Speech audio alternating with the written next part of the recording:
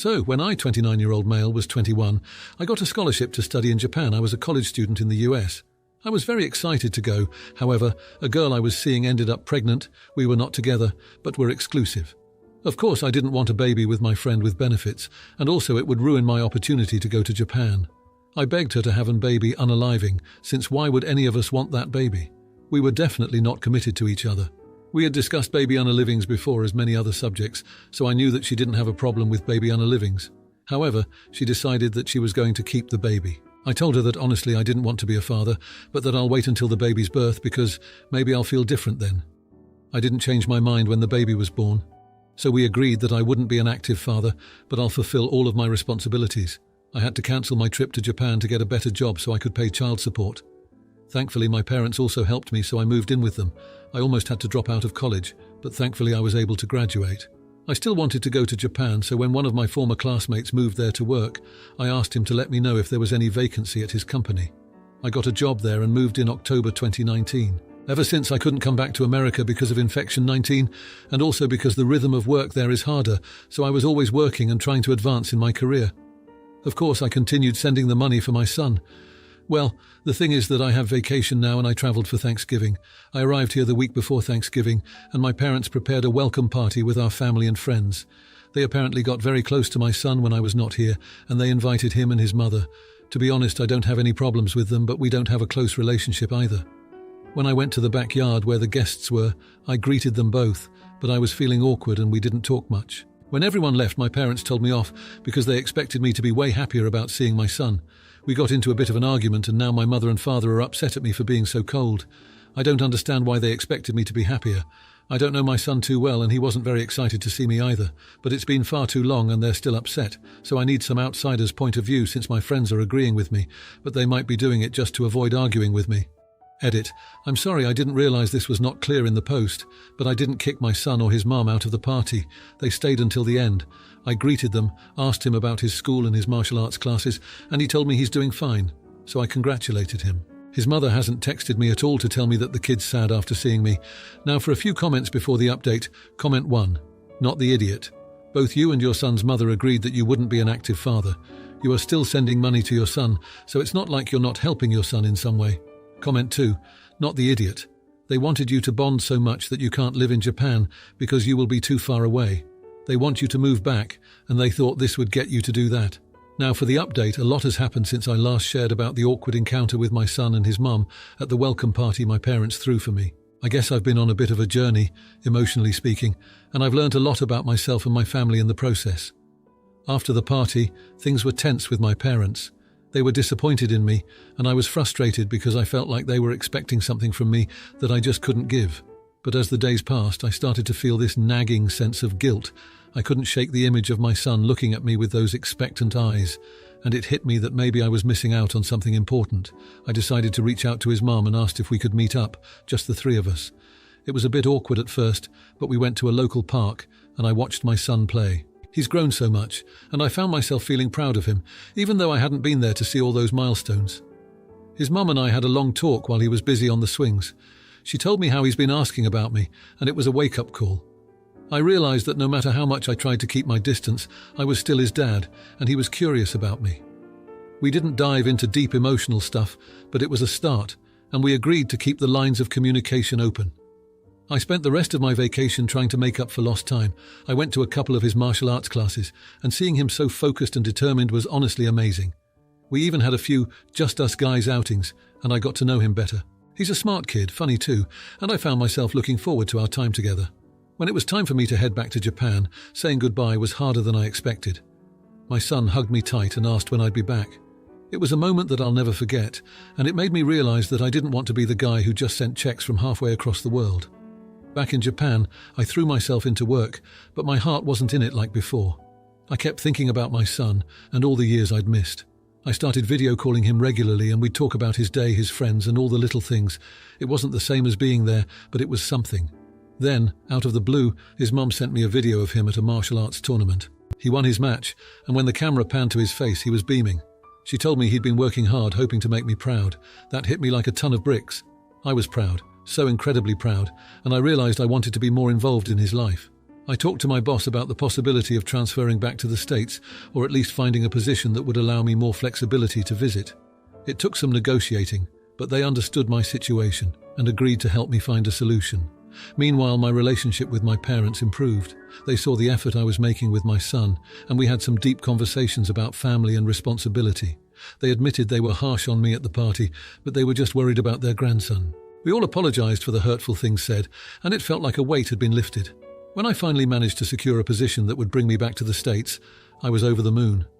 I'd be lying if I said I wasn't nervous about the big changes ahead, but I was ready to face them. I moved back a couple of weeks ago, and the reunion with my son was something out of a movie. He ran into my arms and I promised him I'd be there for him from now on.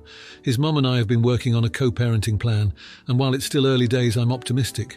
I've learned that being a parent isn't just about the big gestures, it's about the everyday moments, the small victories, and the challenges you face together.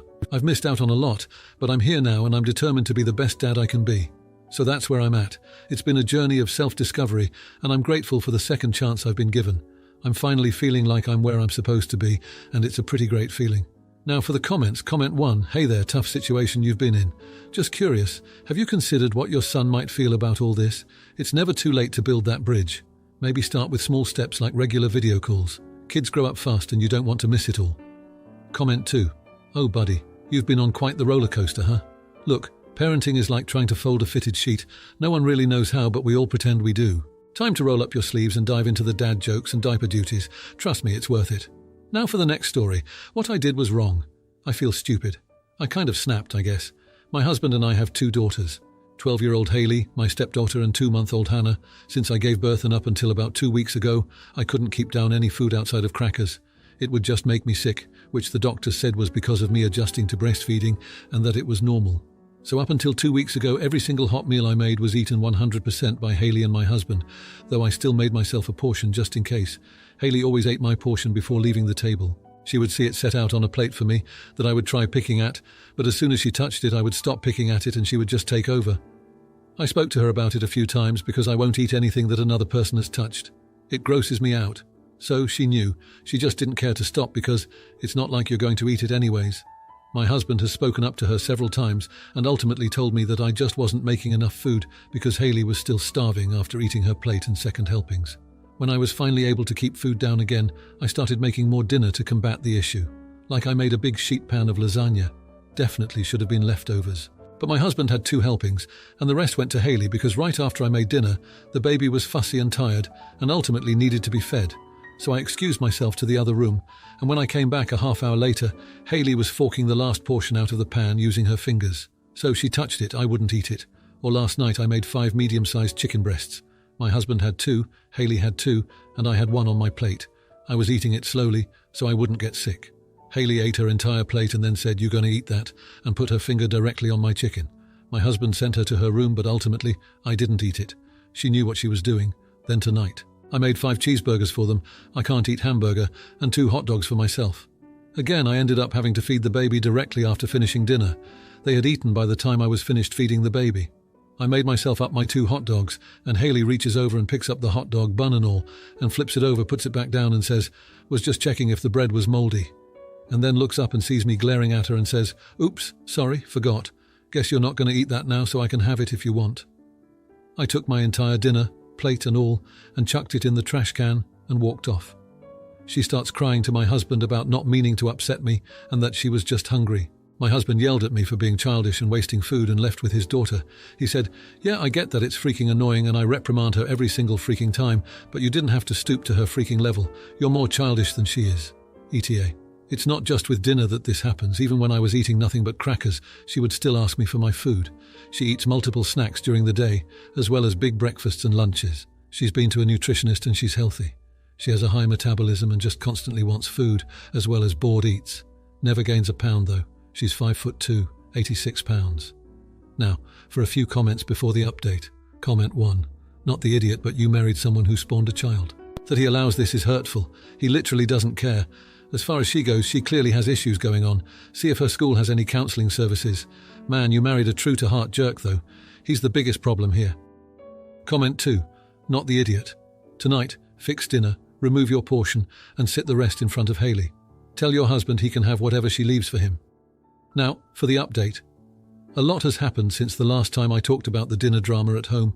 I never imagined that a situation about sharing food could spiral into such a mess, but here we are. After the hot dog incident, things got really tense. My husband and I barely spoke for a couple of days.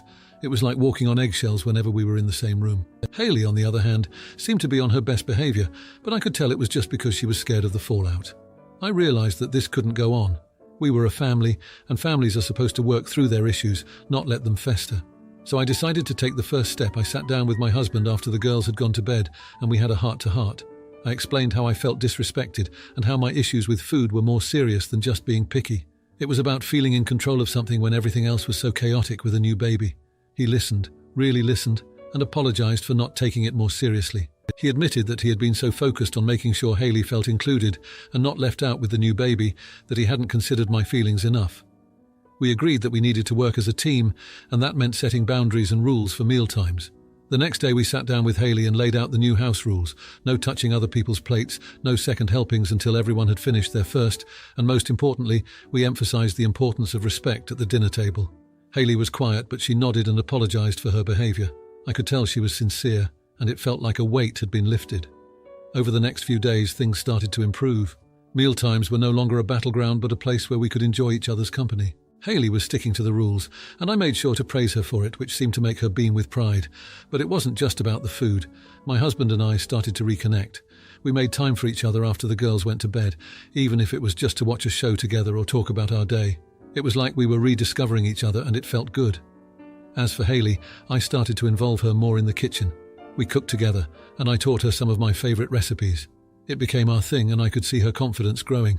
She was proud of the meals she helped create, and it stopped being about how much she could eat and more about the experience of making it. One evening, about 2 weeks after the hot dog incident, we had a breakthrough. I had made a big batch of spaghetti and meatballs, a family favorite. We all sat down, and Hayley served herself a reasonable portion. We ate, we laughed, and when everyone was done, there were still leftovers. Hayley looked at them and then at me and said, "You know, I'm actually full. I think I'll save some for lunch tomorrow." It was a small victory, but it felt huge.